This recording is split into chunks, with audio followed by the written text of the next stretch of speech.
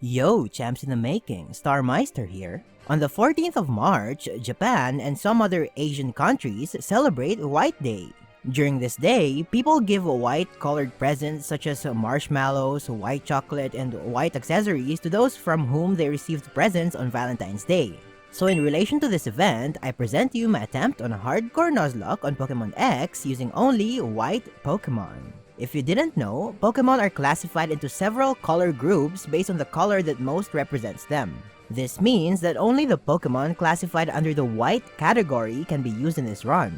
Pokemon X bestows us 24 possible encounters, but because of location overlaps and some other factors, our total encounters are actually fewer than that. The complete rules for this Nuzlocke are found in the description below, but to summarize, the Nuzlocke should be played on set mode, no items in battle, and no overleveling past the highest leveled Pokemon of the gym leader or lead form member. So sit back, relax, and enjoy, and if you do, consider giving this video a thumbs up, it helps out a lot. And since I wish not to prolong your agony, let's begin our Pokemon X Hardcore Nuzlocke using only Pokemon whose Pokedex color are white. I looked into the mirror that magically transforms my pajamas into my walking outfit. Excuse me, do I know you? Hey, how did you know my name, you stalker? First order of business is to choose our starter Pokemon, and since none of them are classified in the white color group, I decided to go with Froakie since it's the whitest of the three. Wow, the Pokemon went inside the Pokeball? Shauna, what do you think your Fennekin is inside right now? Now that I learned that Pokemon actually go inside Pokeballs, I decided to try it out myself and called my very first encounter a Zigzagoon who I named Shiro. He's got the sassy nature and the gluttony ability.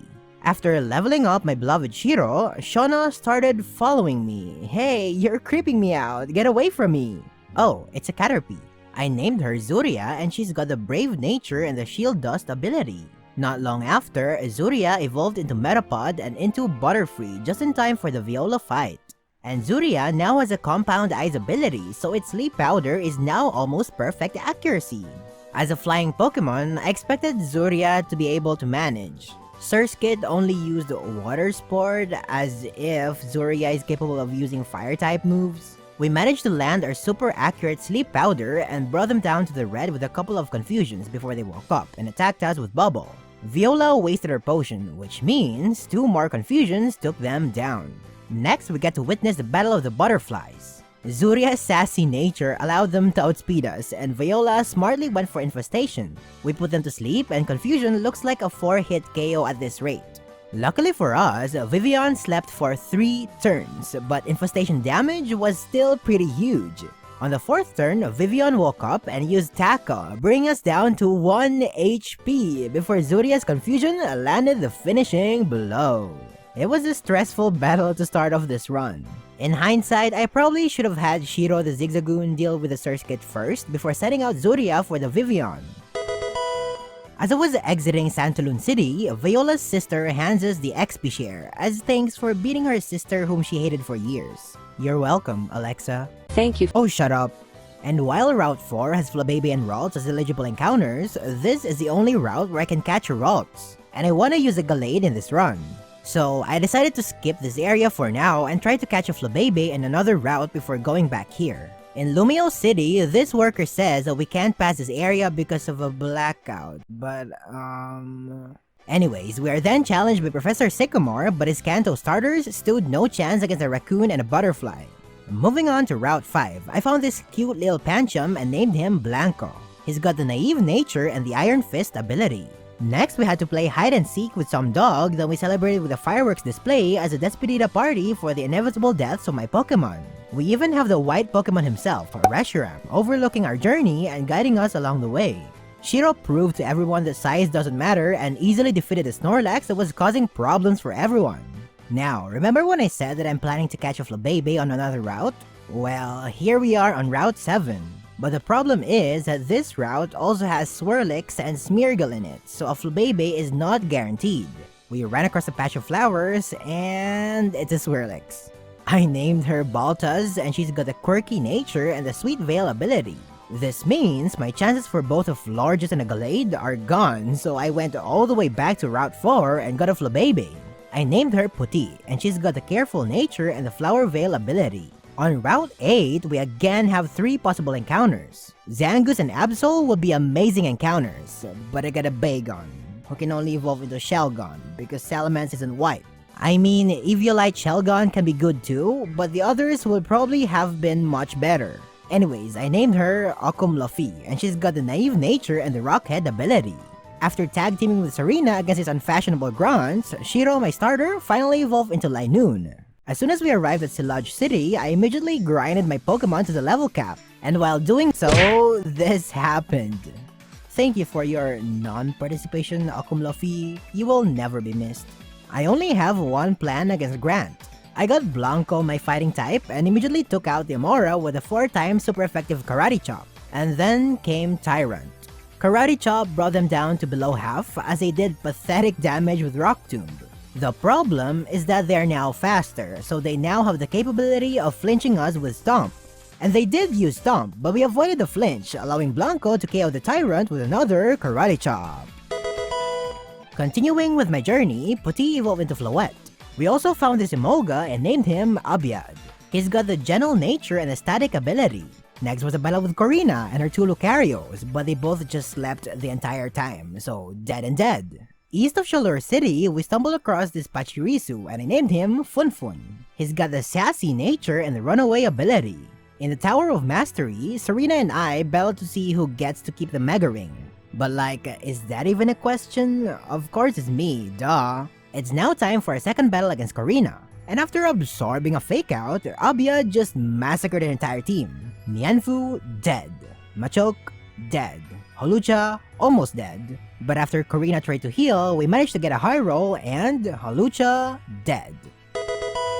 Corina wouldn't stop pestering us and requested another battler right away. So we used our own Lucario against her and beat them pretty easily. Will I take Lucario with me? Let me think. Really? Yeah, I mean, that has to be a mistake because... Hell nah. We then had fun riding a Go-Go to get access to a shiny stone, which will come in handy sometime in the future. Outside the Coumarin gym, Serena tried to ambush us, but she failed miserably. That's what you get for playing dirty. Our next opponent was Ramos. Who? And Emolga with acrobatics was so good at this portion of the game. Jumpluff, dead. Go-Goat survived, but its own takedown, well, took him down. And Weepinbell, dead.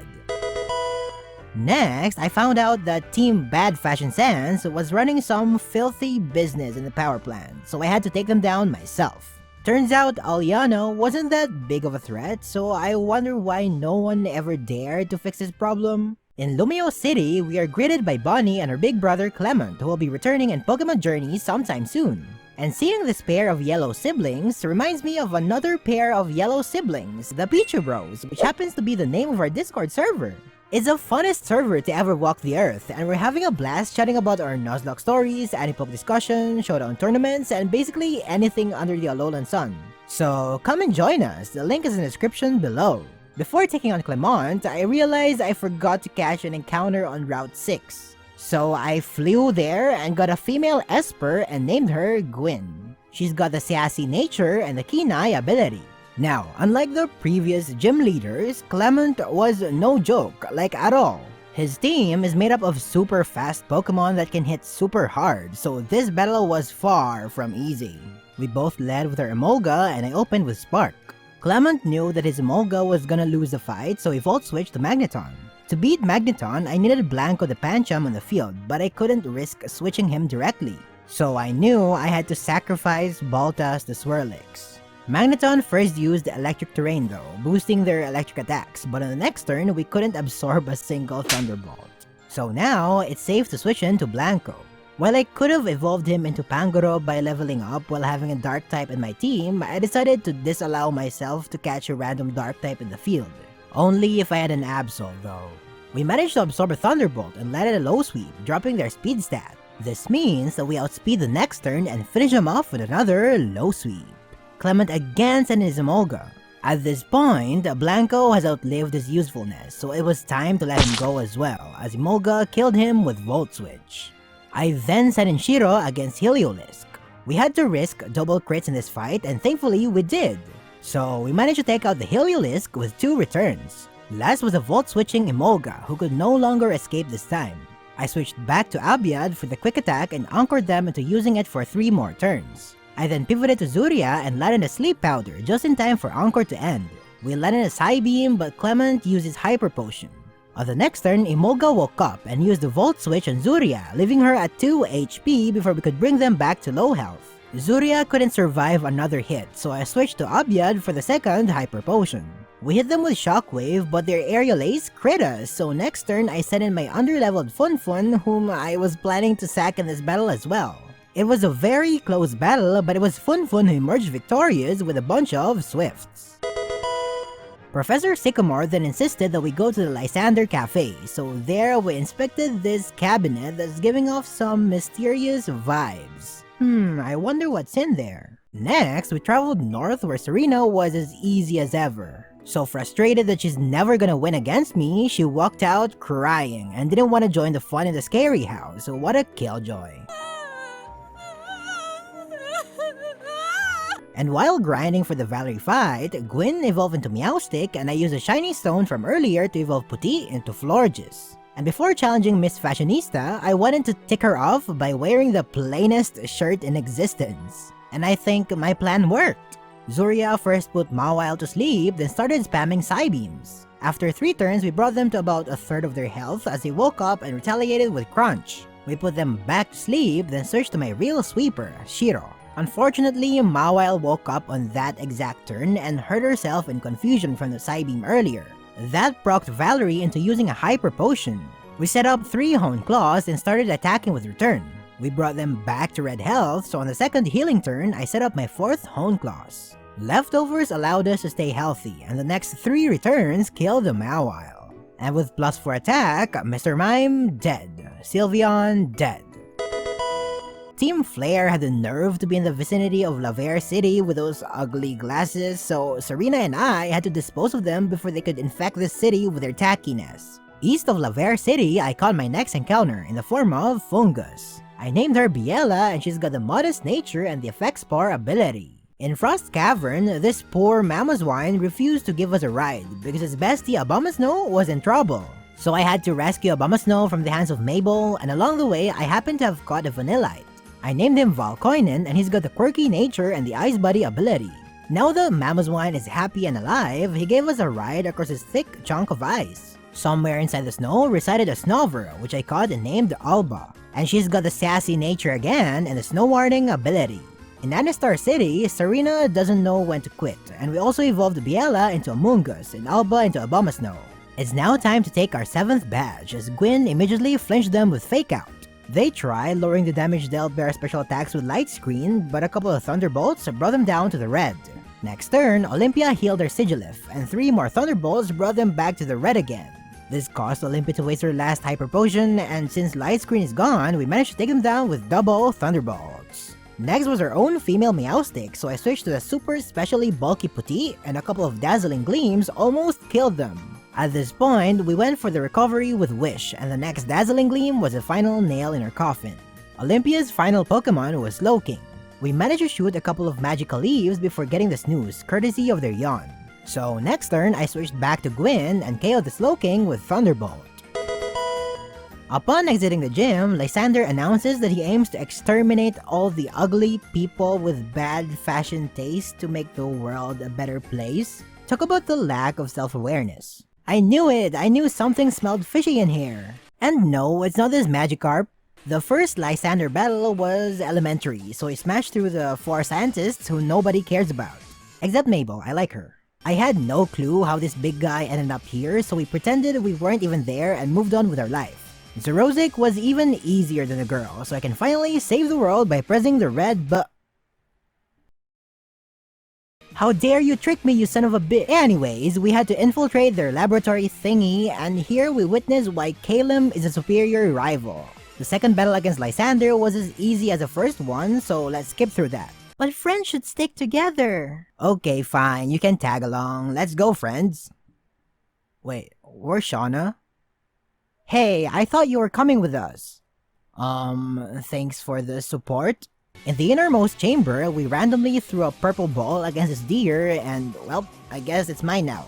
Soon after, Lysandre appears from behind, and what kind of fashion abomination is this? Little Abia did quick work of the Mianxiao with a single acrobatics. Pyroar came in, so I had to switch to Puti, who can take any kind of special attack.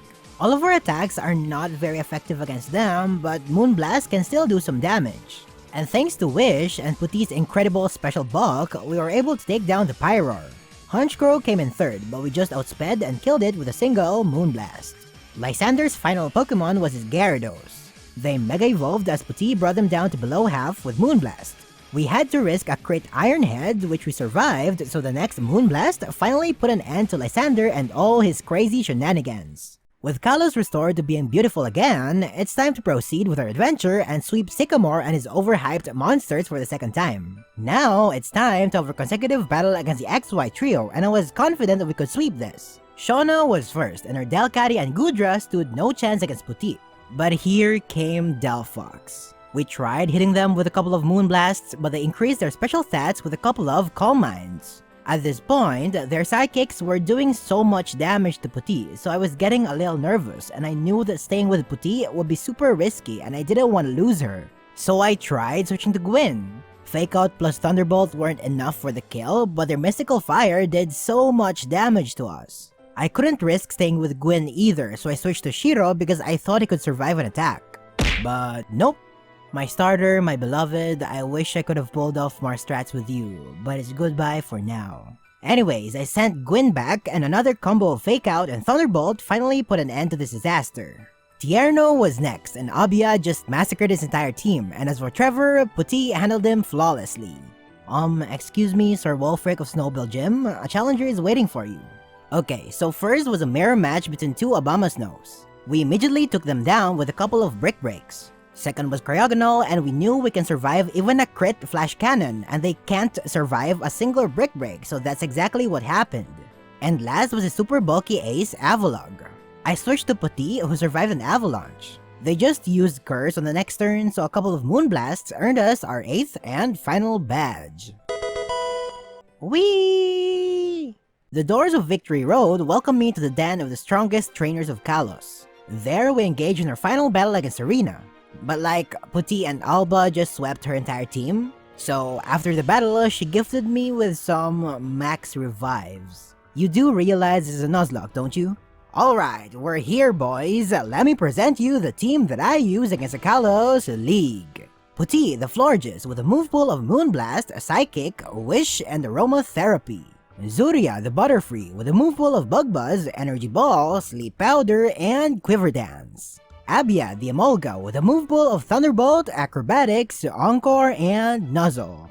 Biella, the Amoonguss, with a move pool of Giga Drain, Sludge Bomb, Spore, and Synthesis. Gwyn, the Meowstick, with a move pool of Psychic, Shadow Ball, Thunderbolt, and Fake Out. And finally, Alba, the Abomasnow, with a move pool of Woodhammer, Blizzard, Earthquake, and Swords Dance. First was Drasna in the Dragon Mark Chamber. Leading with Gwyn, I instantly flinched them with Fake Out.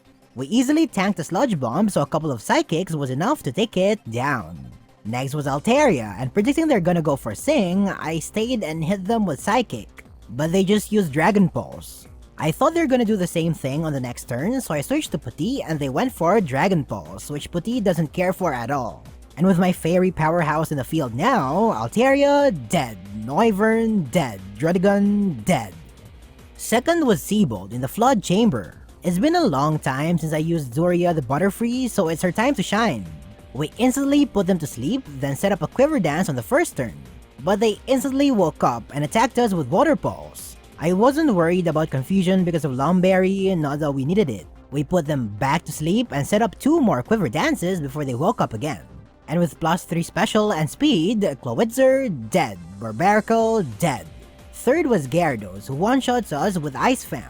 Switching wouldn't do us any good, so I inflicted them with Sleep Powder. If they wake up on the first turn, then we're doomed, but we had to risk it. We used the Energy Ball, and they remained asleep, which means Gyarados, dead. Starmie, dead. Third was Malva in the Blazing Chamber. I led with Gwyn against her Pyroar. We first inflicted some damage with Fake Out and Psychic before they could retaliate with Flamethrower. The next Psychic managed to crit, which probably mattered, so it's one Pokemon down. Second was Chandelure. I switched to Puti for the incoming Shadow Ball, and this battle took quite a long time. They would always inflict us with Confusory, but good thing we have Wish for recovery. And just as soon as we were about to take them out, Malva healed. They would also use Confide from time to time, lowering our special attack. So I had to switch to Gwyn with plans on resetting Puti's special attack. But I realized that Gwyn can kill them from here, so I went for Shadow Ball, taking down the dreadful Chandelure. Third was Talonflame. I brought back Puti to absorb the quick attack. What I did was alternately going for Wish and Protect so we can stay healthy and absorb their Flare Blitzes and Brave Birds, while they slowly die to recoil damage. Not long after, their health had gone too low, allowing Psychic to finish them off. Last was a Torkoal, and just like earlier, Wish and Protect make an excellent combo, so I was able to slowly whittle their HP down to 0. Fourth was Wikstrom in the Ironworks chamber. Leading with my reliable lead, Gwyn, we faked out the Klefki and managed to crit our first Thunderbolt. They couldn't really touch us with Flash Cannon, so another Thunderbolt brought them to the red. Next turn, Wikstrom healed, and we got the Paralysis. We tried using Shadow Ball to try to not get them to healing range, but Wikstrom still healed again, which is probably beneficial for us in the long run. The next 3 Thunderbolts were enough for the kill. Next game, Scizor. Expecting an X Scizor, we switched to Emolga. Luckily for us, Static procced, paralyzing them in the process. We hit them with Thunderbolt, but their Night Slash crit, bringing us down to 1 HP. On the next turn, they broke through Paralysis and landed a Bullet Punch, killing poor Lil Abiad. Next, we send in Zuria. I don't know why I set up a Quiver Dance here, but thankfully they just got fully paralyzed. Next turn, we damaged them with Bug Buzz and they hit us with a powerful Iron Head. Our next Bug Buzz managed to take them down, so next is send in Probopass. This provoked me to switch to the tanky Biela. Despite their solid defenses, we happened to be tankier thanks to leftovers and Giga Drain recovery. We put them to sleep, and 3 turns later, Probopass was down, and we're back at full health. Wikstrom finally sent in his ace, Aegislash. First turn, they foolishly used King Shield, but Spore can pass through it, which I didn't know until just now. While in shield form, Aegislash is hard to kill with Giga Drain. But on the second turn, they randomly transformed into their blade form while still asleep, so that just made our job much easier since their defenses are now lower. Next turn, they woke up and attacked us with Iron Head, flinching us, but also procced our Effect Spore ability and got them paralyzed. Poor Aegislash couldn't catch a break, but since we now outspeed, the next 2 Giga Drains eventually defeated the Aegislash. The final battle of this run was against the champion actress herself, Diantha. And she seems to be better at pulling off her own white outfit, I'd give her that. Of course, I led with my ever-reliable fake-out Gwyn. Next turn, they outsped, but threw in the towel with Swords Dance, so we just killed them with Psychic. Gourgeist was second, so I switched to Biela to absorb some hits, but they used Trick or Treat. This gives us an additional Ghost typing. It would be dangerous to stay now, so I pivoted to Puti for the incoming Phantom Force. They just used Trick or Treat on the following turn, so a couple of Moonblasts were enough to take her down. Third was Tyrantrum. I pivoted to Biela and I'm not sure why, but luckily they missed their head smash twice in a row, allowing us to put them to sleep safely. Giga Drain managed to deal half of their health. They woke up on the next turn and hit us with Head Smash, but it was too late for them as Biela finished the job with Giga Drain. Third was Aurora, so I tried putting them to sleep after they set up a light screen. After absorbing 2 Giga Drains, Diantha decided to switch into Gudra. I stupidly stayed and went for Spore, forgetting that Sap Sipper also works on Grass-type status moves, so we had to absorb a Fire Blast for it. But since we're in the final fight, I realized Biela will no longer be useful for this run, so I allowed her to rest in peace for another Fire Blast. This allowed me to safely send in Puti. Their Fire Blast felt like nothing, so a couple of Moonblasts finished off the pseudo-legendary. Diantha sent back her Auroras, but Moonblast barely missed the kill, so Diantha healed him all the way back to full health. Auroras managed to set up a light screen just before we brought them back to the red. Then their Blizzard managed to freeze. I stayed because I know they couldn't kill us, and Puti was frozen for 13 straight turns until we thawed. Luckily, they used up all their Blizzard PP, so now I decided to switch to Alba, who took down the Auroras with a single Wood Hammer. Diantha's final Pokemon was of course her Gardevoir. First turn, they Mega Evolved and crit their Moonblast, so Alba was taken down. Next, I sent in Putti in a Battle of the Fairies. Their Moonblast was too strong while ours did pathetic damage. We managed to bring them down to about 1/4 of their health, but at this point, Putti had already did a lot of stuff for us, so it was time to lay her to rest. I sent in Gwyn to finish the job, and this was one of the biggest make or break mistakes I did in the game. Instead of going for the instant kill with Shadow Ball, I instead went for Fake Out. This brought Gardevoir down to healing range, forgetting that Diantha still had her potions with her. They of course healed, then Shadow Ball brought them to above half health. On the next turn, they crit their Shadow Ball and lowered their special defense. But we also managed to lower their special defense with our Shadow Ball. Diantha still had another potion, so they healed, but this time we brought them to less than half health because of the Spadef drop. Unfortunately, on the next turn, they outsped and killed us with another Shadow Ball. And suddenly, I was down to my final Pokemon, Zuria. And they happened to have a super effective Thunderbolt, which could be the move that ends this run. But we managed to survive with just 5 HP, allowing Zuria to finish them off with Bug Buzz. Wow, if it wasn't for the Spadef drop, we likely would have wiped to Diantha. But I loved that final battle. It wasn't the perfect play, but it definitely was intense. And with that, we finally beat Pokemon X using a team of white-colored Pokemon. Comment down below which Nuzlocke run you want me to do next. If you enjoyed this video, click on the like button and don't forget to subscribe and hit the notification bell for more fun content. Also, follow me on Twitter @Starmeistr and join our Pichu Bros Discord server. And happy White Day to those who are celebrating it. With everything said and done, enjoy your time hammering away Pokemon champions and become the most powerful trainer in the world. Thanks for watching and gotta catch ya later.